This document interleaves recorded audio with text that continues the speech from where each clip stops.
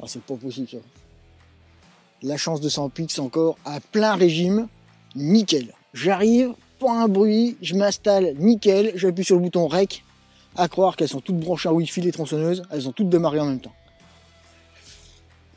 Salut les gens, bienvenue sur La Nature en Images, la chaîne YouTube dédiée aux amoureux de la nature en photographie. Je suis Jérôme Champagnat, photographe autodidacte, et je serai votre commandant de bord pour vous transporter tout au long de cette vidéo au travers un retour terrain. Et pas n'importe quel retour terrain, puisque vous êtes comme moi, vous avez des appareils électroniques. Qui dit appareil électronique dit batterie. Et en ce qui me concerne, je sais pas vous, mais moi je suis bien fourni en batterie. Et évidemment, jamais les mêmes marques, jamais les mêmes modèles et jamais les mêmes catégories. En tout et pour tout, si je dois faire le point au niveau des batteries, j'ai 2 batteries pour le Lumix. J'ai pas moins de 8 batteries entre l'Alpha 7R5 et l'Alpha 1. J'ai des batteries pour le Ninja, bien évidemment, qui ne sont pas les mêmes que pour la 7R5 ou l'Alpha 1, et encore moins que pour le Lumix. J'ai des batteries qui sont pour les transmetteurs sans fil Chimbal. Et j'ai des batteries pour mes micros DJI, alors même si c'est des batteries internes, mais il faut quand même les recharger. Et j'ai des batteries maintenant dans mon système lumière pour la macro de chez Adaptalux. Donc si je fais le calcul, j'ai 1, 2, 3, 4, 5, 6, 7, 8. J'ai 8 modèles de batteries différents. Alors, j'ai pesé avant de partir, ça représente aux alentours de 5 à 800 grammes dans le sac, rien que pour emmener des batteries, pour être sûr d'avoir de la batterie dans tout ce que je vais faire pour la journée où je vais aller me balader.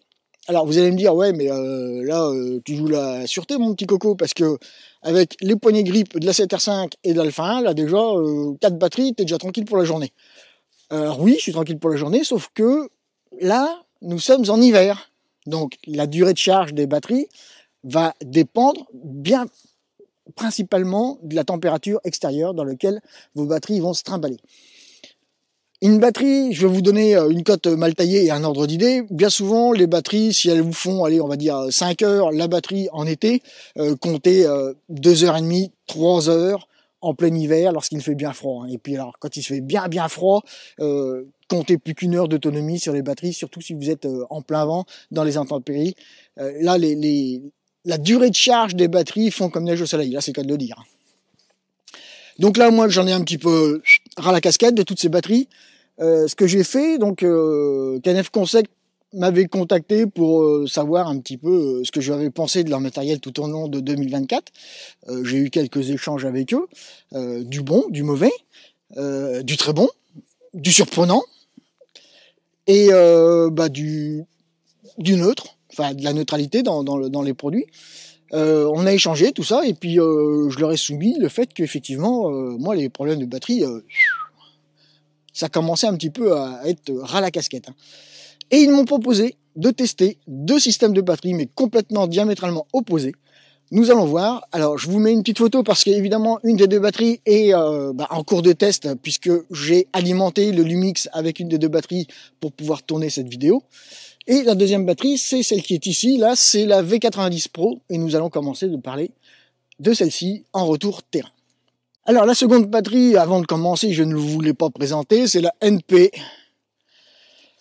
Putain, les noms à coucher dehors, c'est hallucinant. La seconde batterie, c'est la NFP 970. Pourquoi faire simple? Voilà, ce sont les 2 batteries que nous allons tester dans cette vidéo. Donc, la NFP 970 et la V90 Pro, toutes les 2 de chez KNF Concept. Je remercie encore une fois KNF Concept de me faire confiance et de me passer du matériel pour le tester et faire des retours terrain sur la chaîne YouTube. J'apprécie grandement le fait que eux, parmi tant d'autres marques, me fassent confiance, mais eux ont l'air d'avoir accroché au travail que nous avons mis en place en collaboration. Donc je les en remercie vivement de me faire confiance et de continuer à me prêter du matériel pour que je puisse le tester sur la chaîne YouTube. Alors je vais commencer par la V99 Pro parce que vous allez voir, c'est celle qui est le plus complet, c'est celle qui va vous apporter le plus d'aide sur le terrain ou en studio. Alors vous savez que moi, le studio, j'en fais 1% de mon temps, donc je vais surtout pas me permettre de rendre un compte rendu terrain en studio parce que je n'ai pas été en studio avec cette batterie, vous vous doutez bien. Je l'ai simplement emmené sur le terrain avec moi et nous allons parler du retour terrain de cette batterie en milieu naturel. Alors, comme je vous l'ai dit tout à l'heure, déjà d'un point de vue encombrement et poids, surtout au niveau poids, les batteries que j'avais pour tout mon setup de photographie, je vous dis, j'oscillais entre 5 et 800 grammes selon le nombre de batteries et selon le nombre de modèles de batteries que j'emmenais avec moi, parce que évidemment, autant les batteries pour les alphas, ce sont les mêmes, donc là j'ai pas de souci, je peux en emmener 4, 8 sans problème. Autant pour le Ninja, les Shimbal, pour faire fonctionner le setup en vidéo et en captage vidéo, là il me fallait des batteries de type NFP. Alors 970, 570, etc., etc. Alors le chiffre après le format de la batterie, donc NFP, signifie simplement la capacité de charge de la batterie. Voilà, plus ce chiffre est élevé, plus la capacité de la batterie va être importante. Et il se trouve que, au cours de mon évolution professionnelle, va falloir que je change de coin. Il se trouve qu'au cours de mon évolution professionnelle, des batteries de type NFP, j'en avais acheté plusieurs et de capacités différentes. Donc évidemment, je me retrouvais avec, pour une même sorte de batterie, avec 5 voire 6 modèles de batteries différents, enfin de capacités de batteries différentes, je devrais dire plus exactement. Donc là, ça devenait contraignant et encombrant surtout. Parce que bon, le poids c'est une chose, mais quand vous avez un emplacement dans le sac à dos qui est uniquement dédié pour le stockage des batteries, c'est autant de matériel que vous ne pouvez pas emmener sur le terrain pour faire autre chose. Bref, donc ce petit bijou de technologie, parce que vous allez voir, je spoil un petit peu la vidéo, mais nous y reviendrons, ce petit bijou de technologie, lui, ne pèse que 300 grammes environ. Et déjà, d'un point de vue ergonomique, il a une dimension qui fait une dizaine de centimètres de long sur environ 8 cm de large pour 4 cm de profondeur. Donc déjà, vous voyez, c'est un sacré bébé. Et vous allez voir que ce n'est pas ces dimensions qui vont péjorer ses capacités, bien au contraire. Vous avez en façade un écran à cristaux liquides qui va vous indiquer, alors non seulement le pourcentage de charge de la batterie, mais il va aussi vous indiquer, alors nous verrons dans certaines conditions, mais à 90%, il va vous indiquer le taux de consommation des différentes sorties.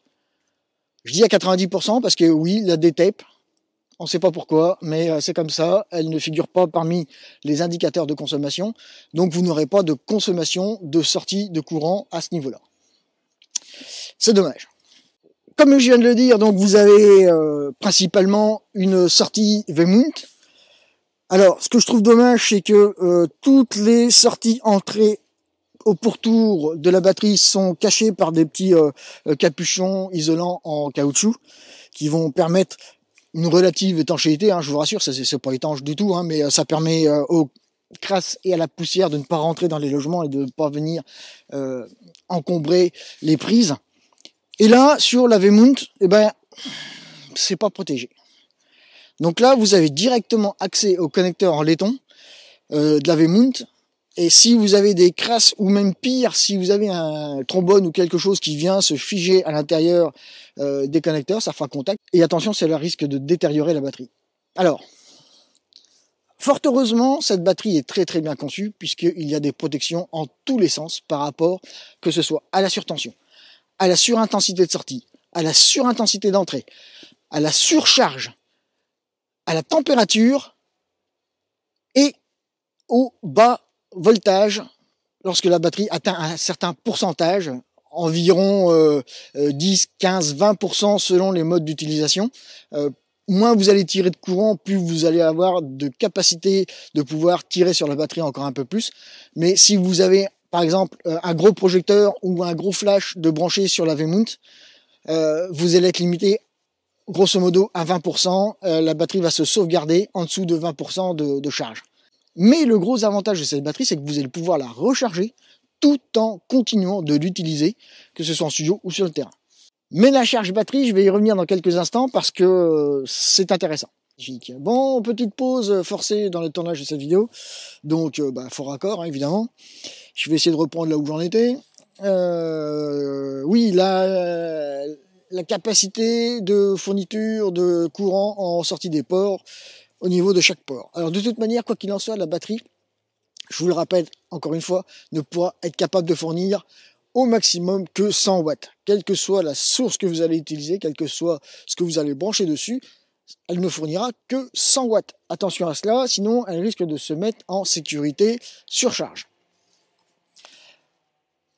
Alors, au niveau des ports, donc au-dessus, en ce qui concerne le DC, l'USB et les deux USB-C, vous avez les ingénieurs qui ont été assez adroits de mettre en face inférieure la capacité de sortie des courants au niveau de ces différents ports de charge. Alors si nous lisons, nous avons la sortie de DC L 12 volts 3 ampères, soit une puissance maximale admissible en sortie de 36 watts. P égale 8, 12 x 3, 36, jusque là, tout va bien. Ensuite, au niveau de l'USB-A, vous n'avez que 4 compatibilités de tension de 5 à 12 volts. Avec une puissance de sortie maximale de 24 watts, soit 2 ampères. Alors déjà 2 ampères au niveau de ce port USB, c'est quand même déjà, c'est pas mal, hein. Ça envoie quand même du steak par rapport à ce que vous voulez charger dessus. Au niveau de l'USB-C 1, vous avez les 100 watts de disponibles avec des tensions de sortie admissibles de 5 à 20 volts. Donc là, en fonction de l'ampérage que vous allez avoir besoin pour faire fonctionner tel ou tel accessoire, vous avez les 100 watts admissibles sur cette USB-A. Donc sur l'USB-C 2, vous n'avez que 63 watts d'admissible, avec des tensions toujours pareil allant de 5 à 20 volts. Mais là, par contre, la puissance au niveau de l'ampérage sera moindre, puisque vous n'avez la possibilité de sortir que 3,5 ampères au niveau de l'USB-C 1, alors que sur l'USB-C 2, vous avez 5 ampères maximum. Ben oui, puisque si vous êtes en 20 volts de sortie et en 5 ampères de puissance consommée, enfin d'intensité consommée, vous P égale 8, encore une fois, donc 20 x 5, 100, nous sommes à nos 100 watts maximales autorisés. En ce qui concerne la sortie donc BP D-Type, en fonction du modèle dont vous avez besoin pour le connecteur, là nous avons donc nos 14,8 volts admissibles sous un ampérage de 12 ampères maximal. Donc là vous pouvez par contre vous dire, ouais mais attends, 14,8 x 12, on est au-delà. Oui, on avoisine quasiment les 150-170 watts de puissance admissible. Je vous répète que, attention, de toute manière, la batterie ne vous fournira que 100 watts maximal.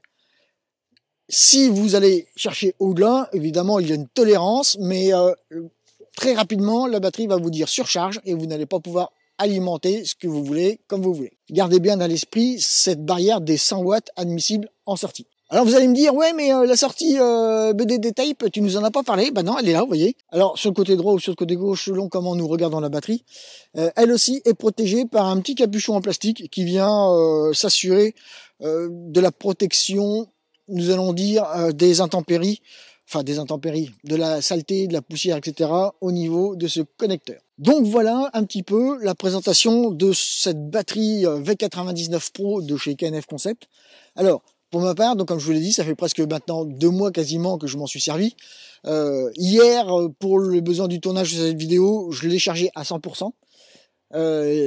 Et j'ai mis en charge mon Alpha 1, mon A7R5, mon téléphone, et j'ai mis en charge ma watch. Et bien là, je peux vous dire que donc des 100%, je suis tombé à roulement de tambour 58%. La fois d'avant, j'étais tombé au-delà des 40% de batterie, mais j'avais quand même rechargé 3 fois mon téléphone, 2 fois ma watch, et j'avais rechargé le Lumix 2 fois aussi.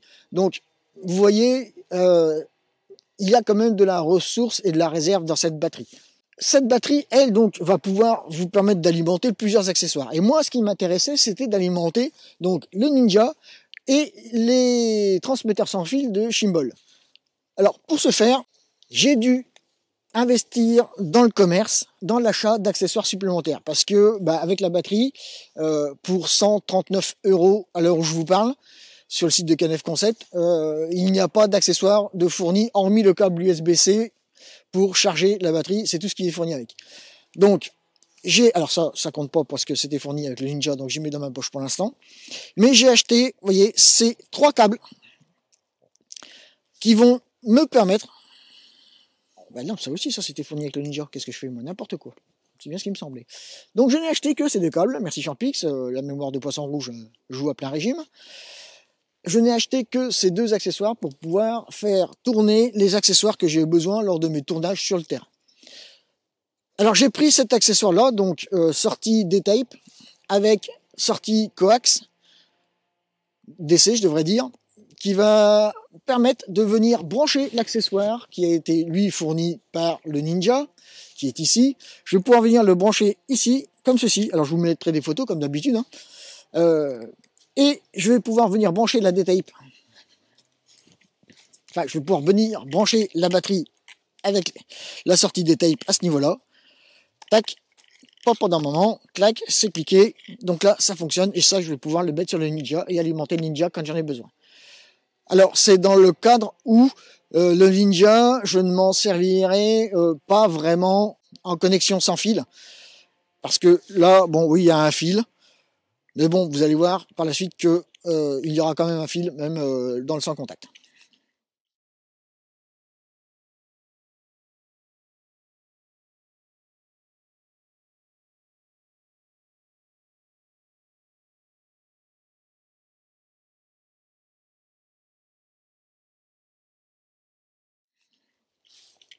Donc ça, c'est le premier accessoire.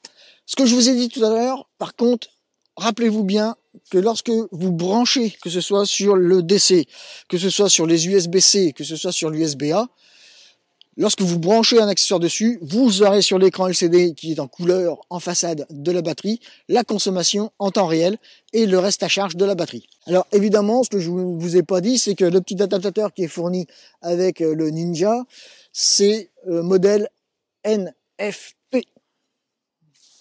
Donc compatible avec les batteries que j'utilisais auparavant. Maintenant, si je prends le Ninja et si je prends le transmetteur, enfin le récepteur sans fil de Chimbal, avec lequel je tourne les vidéos d'immersion en macro, grâce à ce petit accessoire, qui est en fait une connexion triple, je vais pouvoir alimenter, grâce à ce petit accessoire, 3 ustensiles différents. Donc là, je mets sur le Ninja en clic et glisser, et je mets le transmetteur sans fil, toujours pareil, en clic et glisser. Et là, j'ai alimenté, enfin j'aurais alimenté mon Ninja plus le récepteur sans fil pour pouvoir avoir les vidéos sur le Ninja et enregistrer les vidéos sur le Ninja. Donc toujours pareil, hein. Là je vous refais la manip, mais ça reste identique à chaque fois. Hein. Vous prenez la D-Tape, vous branchez, cliquez, glissez, voilà, c'est verrouillé, c'est alimenté. Et donc là, admettons, si je voulais en parallèle pouvoir charger le Lumix ou alimenter à défaut de batterie la 7R5 ou l'Alpha 1, j'ai sur le dessus, qui est ici, une sortie USB-C qui, elle, me permet d'avoir de 5 à 12 volts en 36 watts. Donc là, 36 watts, ça correspond dans les tolérances de la batterie. Donc là, grosso modo, je suis à 42 watts de consommation grand max sur ce setup. Et là, ce sera absorbé par la batterie sans aucun problème. Donc voilà, alors, oui, donc comme vous pouvez le voir, vous allez me faire la réflexion, ouais, mais si tu branches la V99 avec le Ninja et puis le Shimbolt récepteur, tu vas perdre l'avantage de la connexion sans fil. Oui, alors qu'on se rassure, en général, je suis à 30, 40, 50 cm de l'appareil photo lorsque je fais les tournages pour la chaîne YouTube. Donc, sans fil, tout est relatif. Je veux dire, même s'il y avait un fil d'alimentation ou un fil vidéo entre l'appareil photo et le Ninja, ça changerait pas grand-chose parce que de toute manière, je me balade pas à 10 km du récepteur ou du Ninja en fonction de ce que je filme à l'écran. Donc là, pour moi, ça change pas grand-chose. Ça va peut-être m'enlever un petit peu de confort d'utilisation, quoique somme toute relatif. lorsque je voyais le setup que j'avais auparavant et le setup que j'aurai maintenant avec ce genre d'utilisation, bon, à voir sur le long terme, mais je pense pas que je perde beaucoup de confort dans l'utilisation. Donc voilà pour cette batterie. Alors, après 2 mois d'utilisation, qu'est-ce que je peux en dire? Bah, que du bien. Encore une fois, alors vous allez me dire, ouais, mais chaque fois que tu nous présentes un produit, je vous renvoie la vidéo qui est parue le 13 janvier, où je ne vous présente à l'écran que des produits qui m'ont conquis et qui répondent à mes critères d'utilisation. Donc si je vous dis que la batterie, elle répond à mes critères d'utilisation et que je la trouve fantastique, alors je n'irai peut-être pas jusqu'à fantastique quand même, mais que je la trouve très bien pour l'utilisation que nous pouvons en avoir sur le terrain, malgré peut-être 1 ou 2 points négatifs, dont le manque de protection au niveau des connecteurs du V-mount. Enfin voilà, voilà, c'est relativement anodin par rapport à la batterie, par rapport à son utilisation, par rapport à ses capacités, par rapport à ses performances.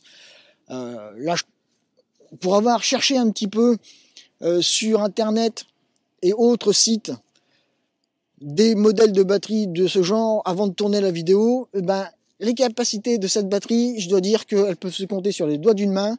Au niveau des batteries, j'en ai pas trouvé d'équivalentes sur le marché. Des qui s'en rapprochent, oui, mais des équivalentes, ben, non, je cherche encore. Donc pour moi, la batterie là, je vais m'en servir. Ça va me servir de gros support d'appoint au niveau énergétique pour tout ce qui est alimentation de mes setups en tournage et en reportage. Donc là, nickel. Maintenant, nous allons parler de la batterie, la seconde batterie donc de la vidéo, la NFP 970, 10 500 mAh. Comme vous pouvez le constater, je la tiens dans la main, c'est quand même un joli bébé. Elle fait quasiment 8 par 8 au niveau de l'encombrement sur 4 cm de large, enfin d'épaisseur je devrais dire. Vous avez bien entendu, 10 500 mAh. Elle est capable de vous fournir 7,3 volts de tension de sortie, avec un ampérage donc de 10 500 mAh, ce qui est quand même 10 ampères. Je ne sais pas si vous vous rendez compte, sur une batterie, vous pouvez tirer 10 ampères. C'est quand même, je dois dire, assez significatif. Au niveau de la puissance maximale de sortie, par contre, là, vous allez être limité à 77 watts. Alors, déjà 77 watts pour alimenter, que ce soit un appareil photo, une caméra ou autre, ça vous laisse de la marge. 77 watts, c'est quand même chouette. Et là, ça fait 1h30, presque 2 heures que je tourne, que j'essaie de tourner cette vidéo entre les différentes tronçonneuses qui tournent autour de moi. Et là, je dois dire que je vais bien rigoler 5 minutes, mais être dans le souci chaque fois que j'essaie de tourner une vidéo, ça devient compliqué. C'est à côté de ça, c'est les inconvénients de ne pas être en studio, où moi je maîtrise pas mon environnement. Si j'appuie sur le bouton de check qui est à côté, en façade, j'ai mes 4 diodes qui sont toujours allumées, donc ça veut dire que je suis à équivalent de 100% de reste en charge de la batterie. 10 500 mAh. Grosso modo, j'estime que si je la laisse brancher sur le Lumix et que je tourne avec le Lumix en permanence avec cette batterie, je devrais atteindre les 7, 8, voire 9 heures d'enregistrement rien qu'avec cette batterie.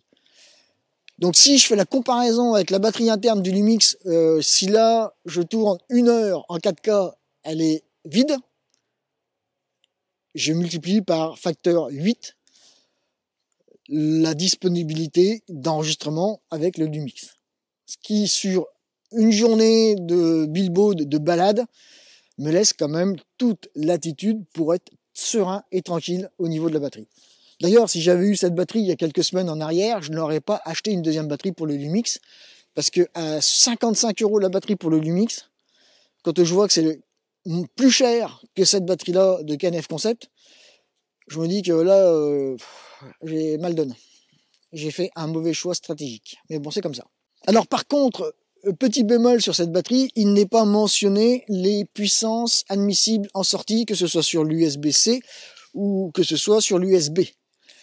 Alors, Pour ma part, je pense que sur l'USB-C 1, qui est ici, vous avez les 77 watts en sortie qui sont admissibles sans problème par rapport à la puissance de la batterie. Par contre, sur l'USB-A, qui est de l'autre côté, à l'opposé de l'USB-C, là je pense que vous êtes limité comme sur la V99 en puissance admissible en sortie. Le gros avantage de cette batterie, c'est que vous avez une sortie USB d'un côté, USB-C de l'autre. En plus de la connectique NFP, vous allez pouvoir brancher cette batterie sur un accessoire avec le port NFP pour pouvoir alimenter cet accessoire. Mais en parallèle de ça, vous allez pouvoir alimenter. Par exemple, dans mon cas, je pourrais très bien brancher la batterie sur le Ninja et alimenter le Chimbal avec. Et si vous voulez, je vous fais une démonstration. Alors, le câble USB-C, il est là. Donc, je prends ma batterie, je la mets sur le port NFP, NPF. Bravo Jérôme, t'as le tiercé dans le désordre sur toute la vidéo. Format de batterie NPF. NFP.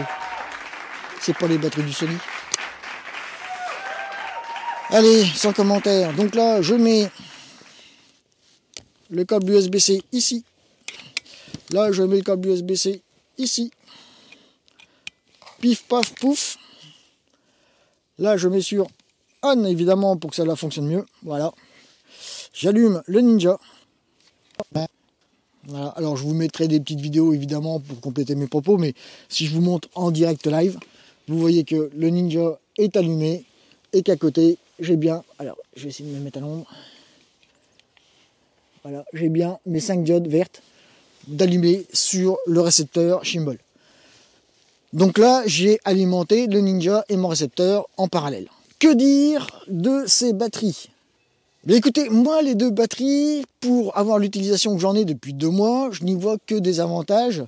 J'ai limité le nombre de batteries que j'apporte avec moi, ce qui me permet, avec la V99 Pro, de partir en balade sur le terrain. Et si je sens que mes batteries, en milieu de matinée ou en fin de matinée, avant la pause casse-croûte, commencent à faiblir, je mets un petit coup de charge avec la V99 sur les deux appareils, sur l'Alpha 7R5 et sur l'Alpha 1.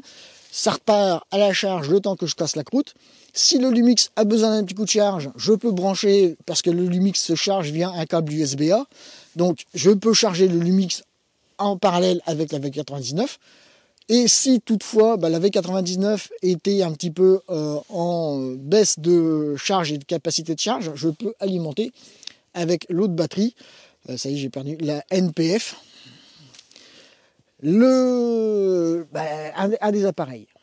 Et le gros avantage, c'est que si je suis en pleine nature et que j'ai oublié de charger mon téléphone pour une raison X ou Y, je peux charger mon téléphone, à condition évidemment d'avoir le câble, sinon c'est un peu plus compliqué, mais je peux charger mon téléphone avec une de ces deux batteries, sans aucun problème. Donc, multi-utilisation, multi-support, gain de place dans le sac à dos, gain de batterie et de format de batterie. Pour ma part, je n'y vois que des inconvénients. Et vu les caractéristiques techniques de ces deux batteries, là, moi, j'y trouve mon compte.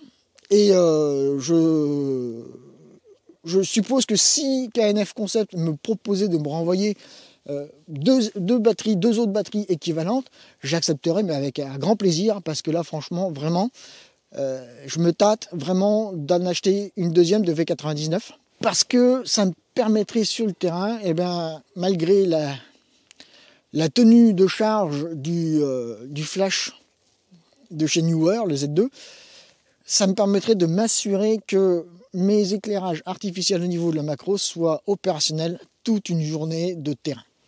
Voilà. Écoutez, j'espère que cette vidéo aura répondu à quelques questions que vous auriez pu vous poser par rapport à ces deux accessoires. Moi, je vous dis, je les emmène sur le terrain avec moi. Alors évidemment, je les trempe pas dans la patouille pour pas les détériorer plus que ça. Il faut quand même avoir un petit peu de notion à ce niveau-là. Elles ne sont pas protégées contre les intempéries. Attention à cela. C'est pas prévu. Mais jusqu'à présent, j'ai jamais eu de soucis et je dois dire que j'en suis très satisfait sur le terrain et j'en suis très content. Donc, je vous ai transmis un petit peu mon retour terrain. J'espère que ça vous a conquis. Si vous avez envie d'aller voir ce qui se passe au niveau de cette batterie sur le site internet, je vous mets des liens. Alors des liens de chez l'oncle Sam, et puis je vais essayer de trouver le lien site internet de chez Canef Concept, pour que vous puissiez aller voir un petit peu plus en détail et de manière plus approfondie les caractéristiques techniques que vous offre le site internet. Après, vous avez les liens qui vont vous permettre de commander potentiellement les accessoires, alors que ce soit sur le site internet de Canef Concept ou sur le site de l'oncle Sam. Libre à vous d'utiliser les liens qui vous intéressent. Sur ce, je vous dis, faites-vous plaisir, faites des photos, et à très vite. Non, à bientôt.